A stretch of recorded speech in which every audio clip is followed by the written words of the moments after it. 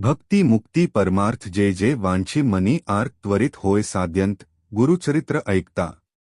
नमस्कार मित्रांनो, कोपरा आठवणींचा मध्ये आज आपण बघणार आहोत श्री गुरुचरित्र कथासार अध्याय 47।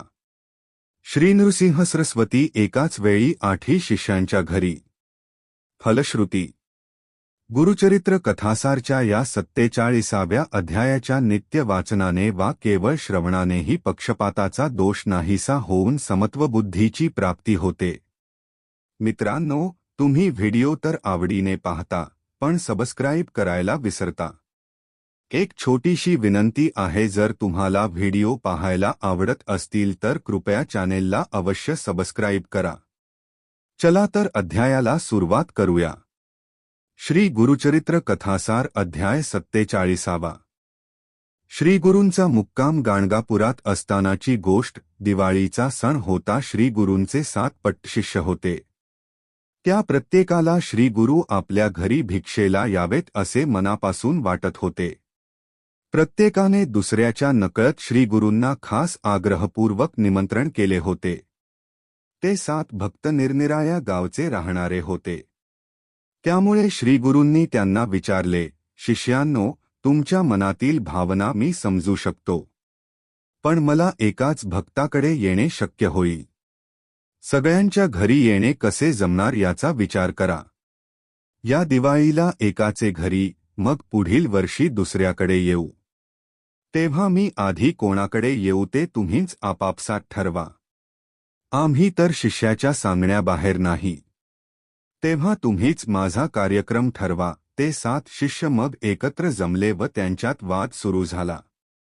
प्रत्येक जण म्हणे, आपल्या घरीच श्री गुरूंनी प्रथम यावे। त्यांचा तो वादविवाद मिटण्याची चिन्हे दिसत नव्हती। प्रत्येकजण आपलेच म्हणे खरे करू पाहत होता। तेव्हा श्री गुरु त्यांना म्हणाले, अरे असे भांडण काय करता? आम्ही तुम्हा 7 गुरु आहोत। तुमच्यापैकी एकाकडे आम्ही येऊ। तेव्हा सारेजण म्हणाले, महाराज, आपण श्रीमंत गरीब हा भेद करू नका। सगळ्यांना सारखेच पहा। दुर्बल म्हणून अवहेर केलात तर गंगेत प्राणार्पण करू। श्रीकृष्ण भगवान विदुराच्या घरी जात असत, पण कौरवेश्वर दुर्योधन याच्या मंदिरात जात नसत। आम्ही सारेजणच तुमचे दास आहोत। कोणालाच उदास करू नका। आपणच निर्णय घ्या। आपण सांगाल तसे आम्ही करू। 7 जणांनी साष्टांग नमस्कार घालून पुन्हा एकदा श्रीगुरूंना आपल्या घरी येण्याची विनंती केली। तेव्हा श्रीगुरू म्हणाले, शिष्यात्तमांनो, काही काळजी करू नका। मी तुमच्या सर्वांच्याही घरी येईन। अगदी बिलकुल चिंता करू नका। शपथेवर सांगतो हे। तेव्हा श्रीगुरूंनीही एक युक्ती केली। त्यांनी 7 शिष्यांना बाहेर जायला सांगून मागाहून एक शिष्याच्या कानात, दिवाळीला मी तुझ्याकडेच येणार आहे। कोणाला आधी सांगू नको हो, असे सांगून प्रत्येकाच्या मनात विश्वास निर्माण केला व 7 शिष्यांना आपापल्या गावी परत पाठविले। त्या 7 शिष्यांना परस्परांना श्रीगुरूंनी आपणाला कानात काय सांगितले होते याचा पत्ता लागू दिला नव्हता। त्यापैकी प्रत्येकाला वाटत होते की फक्त आपल्यावरच श्रीगुरूंची जास्त कृपा आहे। ते आपणाकडेच येणार व इतर 6 हे रहस्य नंतर कळल्यावर त्यांचा विरस होणार। तिकडे गाणगापुरांतील भक्तांना ही बातमी कळताच तेही मठात येऊन श्रीगुरूंना म्हणू लागले, दिवाळीला आपल्या गावात राहायचे सोडून स्वामी महाराज, आपण भिक्षेला दुसरीकडे जाणार असे ऐकले आहे।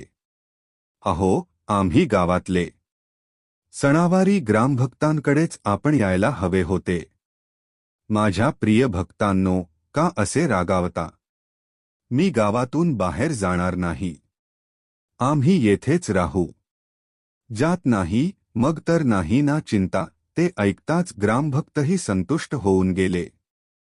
त्या 7 भक्तांची श्रीगुरूंनी केवळ समजूत घातली असावी असे त्यांना वाटले।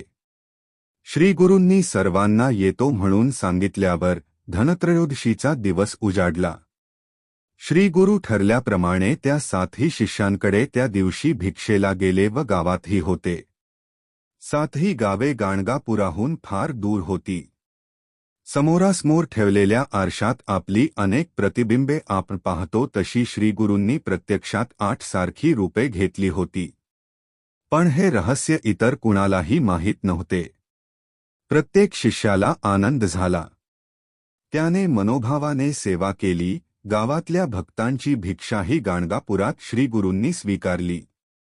दिवाळीचे दिवस आनंदात गेले.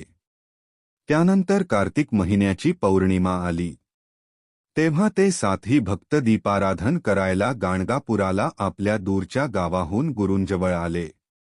सगळ्यांनी श्रीगुरूंना नमस्कार केला. ते सारेजण 10 दिवस मठातच होते. उत्सव चालू होता. प्रत्येक जण मनात एक रहस्य बाळगून होता. आपणाकडेच श्रीगुरू आले होते असा अभिमान प्रत्येकालाच वाटत होता. अखेर तो बोलून दाखवावा असा मोह एकाला झाला व ते इतरांनी ऐकताच इतर प्रत्येकजण म्हणू लागला, हे कसे शक्य आहे? श्रीगुरू तर माझ्या घरी आले होते.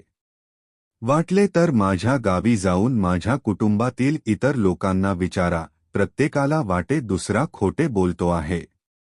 पण श्रीगुरू आले होते व प्रसाद दिला होता याची पटण्यासारखी खूण 7ही जणांनी परस्परांना दाखविताच त्यांची खात्री पटली. गावातले भक्त ते भांडण ऐकून हसत होते. ते म्हणाले, अरे, तुम्ही सारेच खोटे बोलत आहात. श्रीगुरू दिवाळीच्या दिवशी येथे गाणगापुरातच होते. कारण आम्हा सर्वांचे घरी ते भिक्षेला आले होते. विचारा कोणालाही गावात जाऊन.